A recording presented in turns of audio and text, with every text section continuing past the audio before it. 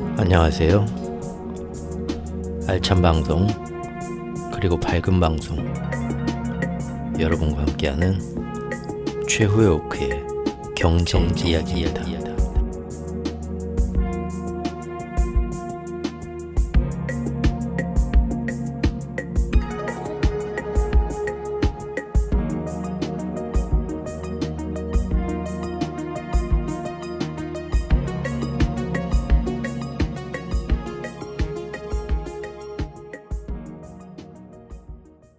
안녕하세요. 시장은 지금 엔비디아 실적 발표를 하루 앞두고 조심스러운 관망세에 들어갔습니다. 엔비디아 등 주요 기술주에 너무 콜 옵션이 쏠려 있어가지고 조금 불안해하고 있죠. 누군가는 이렇게도 얘기를 하네요. 엔비디아가 2022년 10월부터 올라온 상승세가 닷컴 버블의 시스코 때하고 너무 많이 흡사하다. 또 모양이나 궤적 하나 가지고 그럴 거다라고 얘기하는 건 너무 우스운 얘기죠. 그렇다 치더라도 지금 사람들이 너무 한쪽으로 다 쏠려서 엔비디아가 무조건 올라갈 거라는 콜 옵션 매수로 너무 극단적으로 치우쳐 있기 때문에 불안하다. 또 그 극단적으로 치우침이 기업의 어떤 펀더멘탈도 있지만 사람들이 포모 나만 여기에 투자 안 했다가 벼락거지 되면 어떡하지 하는 그런 불안감에 더 몰린 감이 확실히 있기 때문에 그래서 좀 우려된다. 그런 얘기들도 지금 나오고 있습니다. 시장은 지금 단연코 엔비디아를 위한 시장이죠. 현재 엔비디아는 시장에서 단연코 제일 주목받는 종목이고요. 또 기대치가 높은 만큼 그만큼 3연속인가 4연속으로 지금 실적으로 보답해주고 있죠. 너무 높은 기대치가 반영되어 있다고들 말들은 하지만 현재 엔비디아의 AI 플랫폼에서 그 현재의 독점적인 지위는 시간이 지나서 이제 차후에 관련 기술들이 발전하면서 의미 있는 경쟁자들이 생길 수도 있겠지만 지금 당장은 역시 대안이 없는 게 사실입니다. 이것은 마치 팬데믹 초기의 테슬라 광풍 때와 똑 닮은 모습입니다.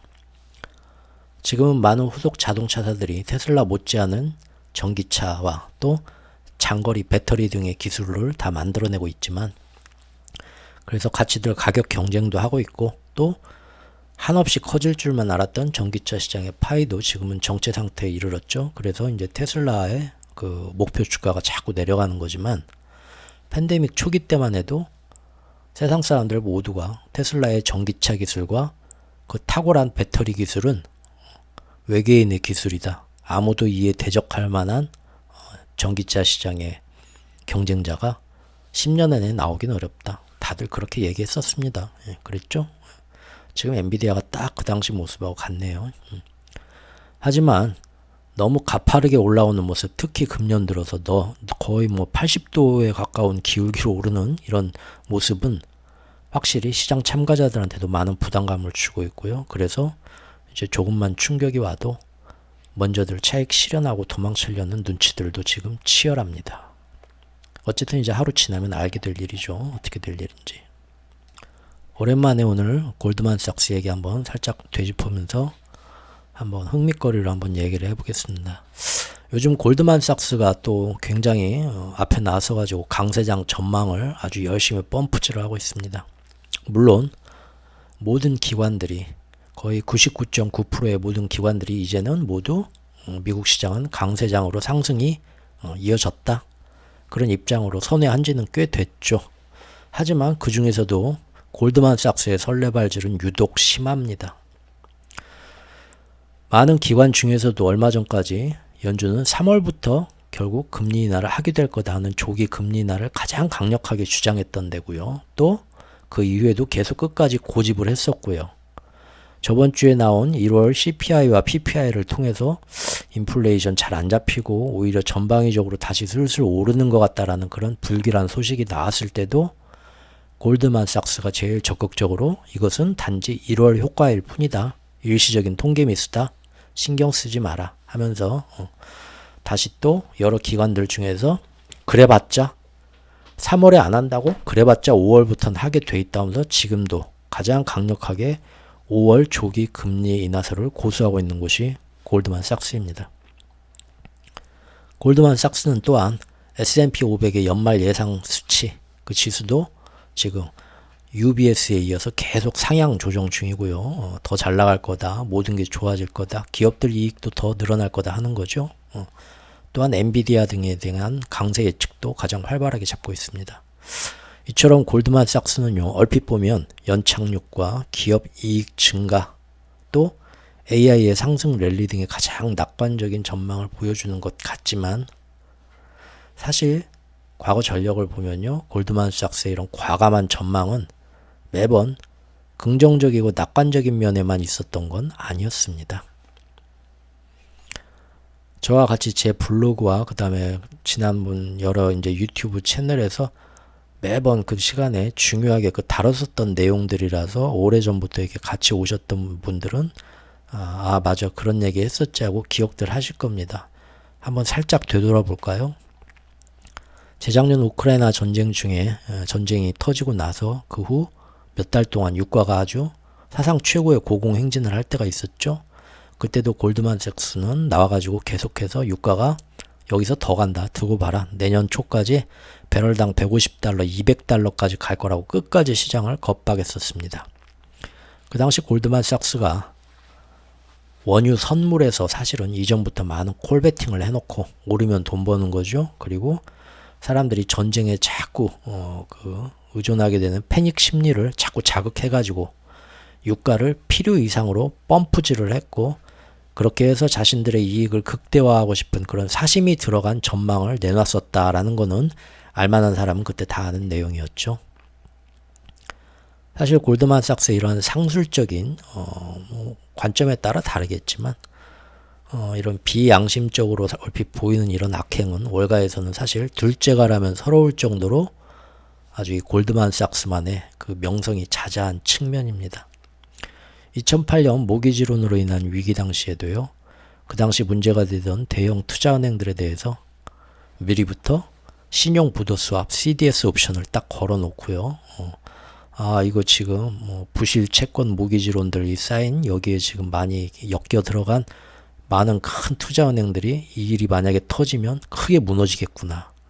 자기들은 다 알고 있던 사실이죠. 그쪽 식구들이니까. 그러니까 미리부터 거기에 대한 그게 크게 터졌을 때 자기들 해지도 되지만 큰 돈도 벌 수 있는 신용부도 수합을 많이 걸어놓고 깔아놓고 일이 사람들한테 알려지기 시작했을 때 일부러 의도적으로 더 사람들 패닉을 자극하는 과한 뉴스를 흘리면서 더 크게 사태가 번지고 더 크게 폭망하게 만들면서 그 당시 자신들의 이익을 극대화했던 점 이거는 이미 다 세상에 밝혀진 일이고요. 또 아직 세상에 그렇게 크게 밝혀지진 않았지만 저와 같이 꾸준히 제 채널이나 블로그를 같이 하셨던 오래된 이 친구분들께서는 저랑 같이 짚어봤던 내용들이죠. 그 내용들이 뭐냐면 바로 그 몇 년 전에 있었던 빌황 아케고스 사건 때도 우리 자랑스러운 한국인이죠. 이때도 당시 이 사람한테 자금을 대주던 7개 신용사들이 밤에 모여서 회의를 하죠.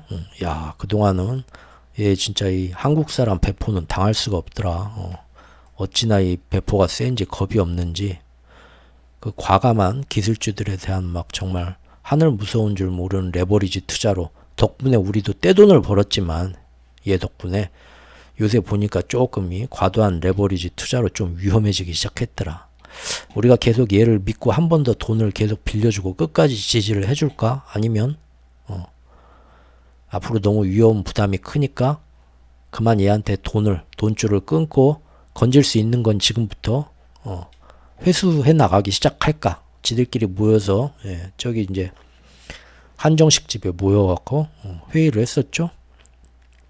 회의를 하면서 그래도 빌왕이 우리 지금까지 우리도 얘 덕에 돈 많이 벌었는데 어떻게 또 얘가 살아날지 모르니까 한 번 더 믿고 좀 조금 더 돈 대주면서 좀 기다려보자. 그렇게 결론이 났는데 그날 밥 먹고 헤어지고 들어오면서 어디 맘 약한 투자은행 한 군데가 나 이걸로 만약에 얘가 잘못되면 우리도 손해를 많이 보는데 안 되겠어 하고는 몰래 이 빌왕의 아케고스가 무너졌을 때 해지가 될 수 있는 신용부도 수합을 또 몰래 이렇게 구축을 해놓죠. 근데 그게 바로 몇 시간 뒤에 골드만삭스 귀에도 들어가죠. 골드만삭스가 그때 했던 일이 자기 혼자 역대로 많은 CDS 신용부도 수합을 여기다 엄청 걸어놔 버립니다. 그리고 아직 시장이 비랑의 아케고스가 그 정도로 무너질 줄은 아무도 모르고 자기들끼리만 쉬쉬하면서 알고 있었던 건데, 확증은 없지만 그 당시 심증이 아무래도 골드만삭스가 일을 크게 뒤에서 좀 터뜨린 것 같죠. 그렇게 해서 결국 그날 한정식 집에 모여가지고 아케고스 한 번 더 믿고 우리가 밀어줍시다 했던 애들 중에서 이 골드만삭스의 배반 때문에 크게 나머지는 당하고, 골드만삭스는 또 비랑 아케고스 무너지면서 그 와중에도 또 큰 수익을 보게 되죠. 그런 일도 있었다는 거 제가 한번 기사 가져와서, 물론 골드만삭스는 아니라고 부인을 하지만 그런 정황이 있었다는 것도 한번 제가 소개시켜 드렸던 기억이 나네요. 그리고 뭐 가장 뭐 최근에 이런 뭐 다들 제가 유튜브 시작하고 영상으로도 말씀드렸던 거, 작년에 실리콘밸리 사태 때 사실 캘리포니아 지역에서 이 졸부 출신 지역은행의 모든 포트폴리오 자산 관리를 골드만삭스가 대행 중이었죠. 갑자기 뭐 실리콘밸리 그쪽에서 팬데믹 때부터 기술주에 대한 막 돈이 들어오면서 날아가게 되니까 그 IT 기업들이 전부 막 감당할 수 없는 돈을 가지고 그 지역의 어떤 뭐 예를 들면 뭐 마곡 농협, 그런 읍내 농협 같았던, 비유하자면 그런 그 지역 은행들한테 어마어마한 돈을 갖다 맡기기 시작하죠. 이거 이번에 우리 투자금 들어온 거 우리 직원들 월급 주고 할 건데 돈이 어마어마하게 들어왔네요. IPO 하면서 이거 잘 좀 여기다 맡길 테니까 잘 좀 보관해 주세요. 그 읍내 은행에 맡겼는데 이게 읍내 은행은 꿈도 못 꿀 만한 돈들이었다는 거죠. 이 많아진 돈을 어떻게 돈을 불리고 자산 관리를 해야 될지 경험이 없는 거예요. 그래서 그 카우보이 모자에 선글라스 딱 끼고요. 카우보이 부츠 제일 비싼 거 딱 멋있게 광내에서 신고 양복 쫙 빼입고 비행기 타고 미국 동부 뉴욕까지 날아가죠. 은행장들이 가서 야, 촌티 내지 마라, 자꾸 저기 두리번거리지 마라 하면서 여기가 말로만 듣던 골드만삭스요. 가가지고 골드만삭스를 만나죠. 무슨 일이십니까 하니까 우리가 사실 저 서부 지역에 찌그마한 저기 지역 은행들인데요. 요새 우리 이쪽에 돈이 돌아가지고 난리가 났어요. 이거 자산을 좀 어떻게 좀 관리를 좀, 골드만삭스가 나와서 그런 건 우리한테 맡기십시오 사장님들, 걱정 마십시오 했죠.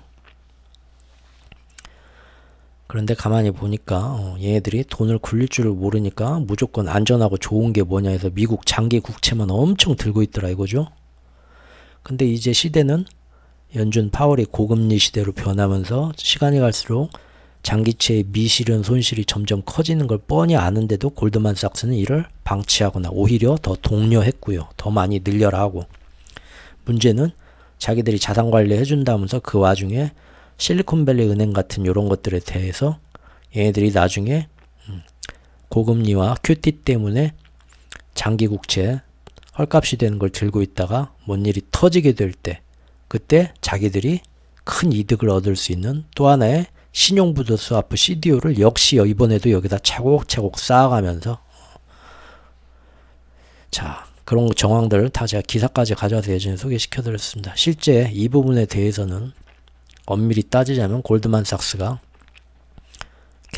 캘리포니아 지역 중소은행들에 대해서 의도적으로 작업에 들어간 것이 아니냐.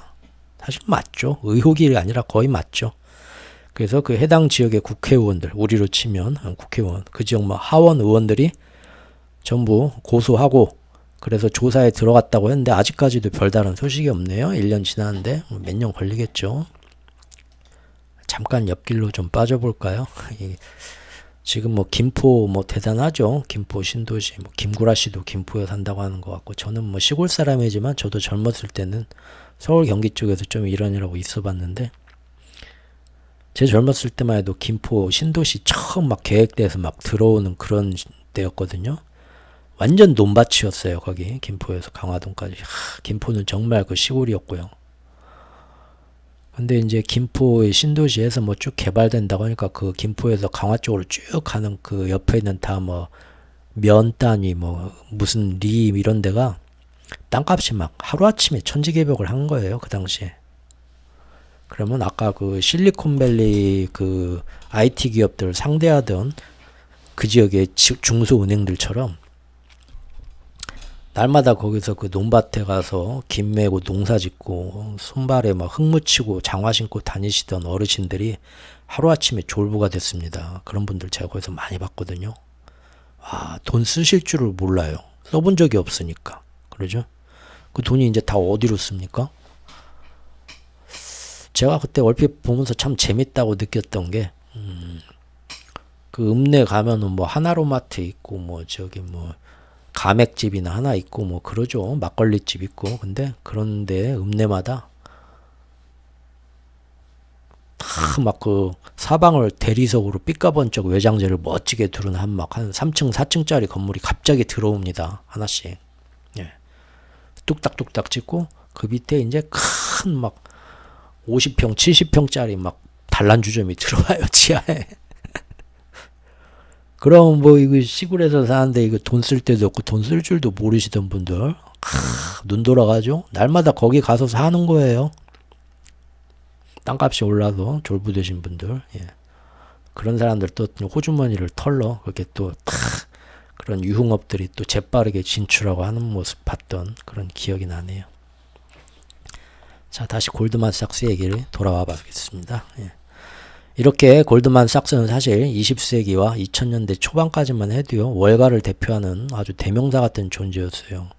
경제 쪽에 관심이 없으셔도 골드만삭스라는 이름은 다 한 번씩 들어보셨죠. 심지어 미국 대통령을 자기들 입맛대로 앉히는 그런 금융력과 정치적 영향력 이런 거를 우리가 거론할 때 항상 그 뒷배경으로 지목되면서 회자되던 게 바로 골드만삭스였습니다.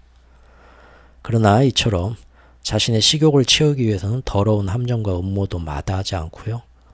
또 같은 편이어야 할 투자은행까지도 심심하면 동족 상잔의 비극처럼 잡아먹어버리는 이런 개걸스럽고 아나무인적인 식탐은 시간이 갈수록 점점 골드만삭스의 평판을 떨어지게 만들었습니다. 그리고 이제 떠오르게 되는 게 JP모건이었죠. 예, 금융 세력들이 2008년도 베어스턴스 사태 때부터 은선물 시장을 통째로 JP모건의 헐값에 넘겨주면서 본격적으로 이제 JP모건을 더 키워주게 되죠. 물론 이제 연준의 처음 태동에 가장 크게 관련한 게 JP모건이긴 한데요. 특히 제이미 다이먼이 CEO가 되고 나서는 이 양반이 CEO 자리까지 오르게 되고 나서는 미국 정부, 그 다음에 미국에서 가장 존경받는 경제인 중에 한 명인 워렌 버핏까지도 나서가지고요. 꾸준히 틈만 나면 이 사람을 캡틴 아메리카 같은 이미지, 즉 선하고 정의로운 미국 자본주의 민주 경제 체제를 대표하는 정통 정의파 경제인 이미지로 자꾸 이 사람을 거듭나게 만들어줍니다. 그러다가 이제 작년 실리콘밸리 사태 터졌을 때, 예, 미국 재무부와 연준, 백악관까지 나섰을 때 이 사람이 월가에 대한 자신의 영향력과 통솔력을 이용해서 주말 2, 3일 동안 미국에 큰 위기가 번지지 않도록 많은 일을 그때 해주게 되죠. 그리고 언론들이 앞다퉈서 그 치적을 굉장히 칭찬해주게 됩니다. 당시에. 그래서 다시 한번 나라를 구한 구국의 경제 구원투수 이미지가 그때 또 만들어졌죠. 현재 제이미 다이먼은 월가의 황제라고 불리기도 하지만요.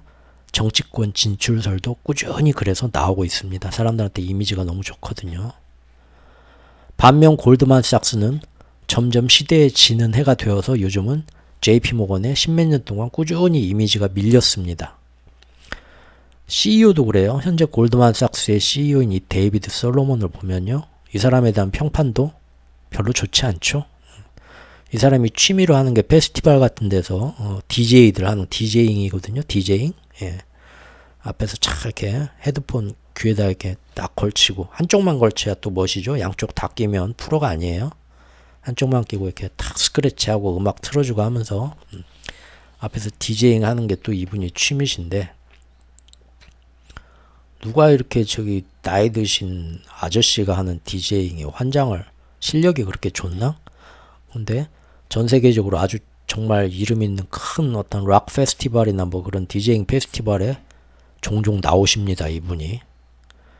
근데 제가 볼 땐 그 실력이 좋아서는 아니고 자기 회사의 영향력을 이용해서 거기 나가시는 것 같아요. 저는 잘 모르겠습니다. 어쨌든 이 사람이 이 디제잉 때문에 정작 중요한 때 회사에 충실하지 못했거나 그것 때문에 손실을 입혔다는 얘기들도 몇 번 나왔었고요. 또 골드만삭스가 어떤 경영을 잘못해서 어떤 실적에 손해를 봤다, 손실을 입혔다, 그런 일이 나와도 CEO로서 책임은커녕 매번 더 높은 연봉만 꼬박꼬박 받아가는 부분 때문에 회사 안에서도 비판을 많이 받고 있습니다. 자, 이처럼 10년이면 강산도 변한다는 말이 있는 것처럼 골드만삭스 이미지도 예전에 그 절대 패권자의 이미지에서 이제는 추하게 돈만 밝히는 좀 양심 없는 골드디거 같은 이미지로 지금 전락해가고 있고요. 그에 반해서 상대적으로 월가의 황태자로 떠오른 제이미 다이먼과 JP 모건의 위상은 또 그 반대죠. 여러모로 두 개를 비교해서 견주면 재밌는 부분이 많이 있습니다. 어쨌든 골드만삭스는 항상 앞서서 시장의 극단적인 전망을 내놓으면서 사람들을 모으고요. 되려 자신은 뒤에서 그 극단적으로 축혀올려 세운 전망이 큰 폭으로 무너질 때 혼자서만 큰 이득을 거둘 수 있는 비밀스러운 옵션을 뒷구멍으로 차곡차곡 구축해 놓았던 짓이 종종 있었다는 것. 이게 숨길 수 없는 사실이고요. 때문에 저는 얘네들이 앞에 나서서 무언가를 최고로 극찬하면서 선전부대 최선봉에 설 때는 어쩔 수 없이 경계감이 좀 드는 게 사실입니다. 자, 이번엔 어떨까요? 이런 얘기가 있죠. 일은 항상 예기치 못한 때 일어난다. 케인스님께서, 존 메이너드 케인즈님께서 하신 얘기죠. 경제학 잘 몰라도 케인즈가 대단한 분이라는 건 한 번씩 들어봅니다. 특히 어떤 권위나 이런 거에 굉장히 약한 우리나라 사람들이 더 좋아하죠. 이제 좀 놔주죠, 이 사람. 너무 저기 옛날 분이신데 뭐 너무 추앙하는 것 같습니다. 자, 엔비디아와 골드만삭스 얘기에 이어서 하고 싶은 얘기는 요겁니다. 분명히 요즘 좀 이런 게 있죠. 연착륙이 분명한데 왜 이렇게 찜찜하지? 조금 그러죠. 이보다 더 좋을 수는 없는데도 왠지 모르게 약간 불안감들이 조금씩 있단 말이죠.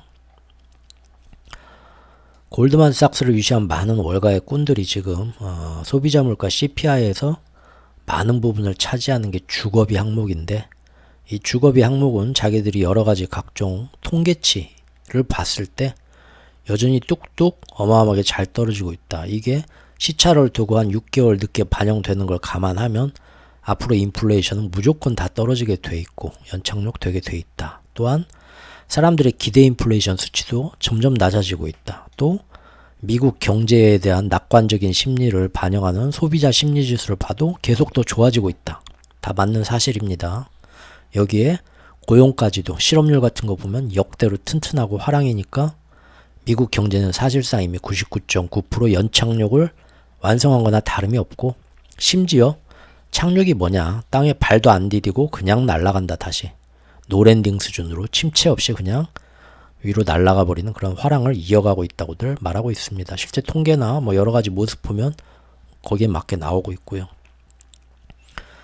그리고 홍해 등지에서 지금 일어나고 있는 지정학적 위험이 인플레를 다시 자극할 우려에 대해서도 누군가 물어보면 이들은 그거는 이미 해운업체 선박사들이 아프리카 희망봉을 둘러가는 우회로에 이미 적응을 했고, 실제 미국에 수입되는 상품 물류량과 가격 등을 고려해 볼 때 전혀 걱정할 수준이 못 된다고 일축을 하고 있습니다. 예. 그런데 지금 실물 경제에서 실제 미국 서민들이 마주하는 물가는 통계치와 달리 여전히 완고하게 부담스럽더라. 제가 계속 얘기해 오는 거죠. 또 기업들의 인력 감원은 AI 때문에 그럴 수 있다고 치는데 AI와 전혀 상관없는 전방의 산업 섹터 분야에서 모든 회사들이 다 구조조정과 인력 감원을 계속 이어가고 있다. 또 사람들 직장도 서비스업 인력 외에는 의외로 많은 사람들이 일자리 구하는데 예전만큼 낙관적이지도 않더라. 특히 물가에서 가장 큰 비중을 차지한다는 저 주택 임대료에 대해서는 전에도 한번 기회가 있어서 관련 기사를 가져와서 설명을 해드렸었지만 통계 표본에 왜곡된 가중치 문제가 심각하다. 즉 다시 한번 요약해보면 가격이 뚝뚝 떨어지고 있는 거는 상류층들만의 소수 상류층들만이 사는 큰 고급 주택들이 문제인데 그거를 통계에 반영하는 가중치가 굉장히 높다. 반대로 대부분의 미국 사람들, 서민들이 사는 집들 또 빈민층들이 사는 임대주택 같은 거는 계속 공급이 모자라서 여전히 집값, 임대료 계속 올라간다. 지금도. 그런데 얘네들에 대한 것은 가중치가 적게 반영되어서 전체만 통계만 보면 임대료가 집값이 거주비가 뚝뚝 떨어지는 것처럼 나온다. 이게 이미 좀 잘못된 것 같다. 실물 경제와 틀리다는 거죠. 다르다는 거죠. 그리고 등가 임대료라고 하는 OER이 쉽게 얘기해서 집주인들한테 만약 당신 집을 월세로 렌트로 내놓고 싶으면 월세 얼마나 받고 싶소? 하고 설문조사하는 건데 이거는 여러 가지 사심이 들어가서 제대로 된 어떤 신빙성 있는 신뢰도 있는 통계 지수가 나오기가 힘들다라고 이것도 한번 지적했었죠.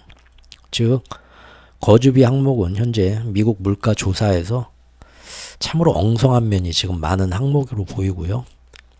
코에 걸면 코걸이로 해석되고 귀에 걸면 귀걸이로 해석되더라 하는 겁니다. 그래서 이런 경우에는 더욱더 실물 경제에서 진짜 체감 물가를 파악하는 면이 중요하다고 봅니다. 그렇죠? 집값이 일주일만 어디 아파트 단지가 얼마 올랐네 그런 뉴스만 보지 말고 그거는 뭐 등기도 하지 않은 뭐 자전거래나 가짜 거래일 수도 있으니까요. 속이기 위한 직접 그 지역 부동산을 다 쉬는 날 발로 뛰어야죠. 집값 얼마에 나와 있어. 호가는 다 이렇게 부르는구나. 근데 나는 진짜 이 가격엔 삶아먹고 진짜 이거보다 한 1억씩 내려가지고 그 내놓는 거 있으면 그때는 한번 연락 주십시오 하고 명함 싹 돌리면 전화가 오죠. 이거 사실 비밀인데 누구는 얼마에 판다고 지금 내놨고 그래야 실제 어떤 거래나 가격을 파악할 수 있는 것처럼 미국에서도 실물 경제에서는 진짜 어떤 모습이냐 이것이 조금 다르니까 좀 지금 좀 상황이 찜찜한 것 같습니다. 이거는 최근 기사인데요. 미국의 부동산 사이트가 유명한 게 진로우라고 합니다. 진로우. 근데 진로우를 보면 똑같은 얘기가 나옵니다. 집값 전혀 안 떨어진다. 제일 높다. 그래서 내가 이 집을 이렇게 비싸게 샀고 집이 없어서 보통 사람들이 사는 집이죠. 아주 비싼 집 말고요. 그래서 임대료도 계속 높아지고 있다. 쭉쭉 주거비가 떨어지는 게 아니라 실제 부동산 시장에 가서 보통 사람들이 사는 집과 임대료, 월세들을 얘기하면 전혀 다른 얘기가 나온다는 그런 기사가 또 나왔습니다. 또 어제 월마트가 아주 좋은 실적을 내놓기도 했지만 월마트는 정부에서 발표하는 물가가 뚝뚝 떨어진다는 통계 수치 그걸 보고 미국 경제는 연착륙이다 날아간다 하는 월가의 꾼들 그런 얘기하고 다르게 직접적으로 물건을 얼마에 내놓고 그러면 소비자들이 좋아서 사가거나 비싸서 안 사가거나 그런 매출치를 그대로 현장에서 보고 있는 최종 소매 판매처죠. 월마트 같은 경우는. 근데 월마트가 어제 경고를 내놨죠. 인플레 생각보다 안 떨어지고 있고요.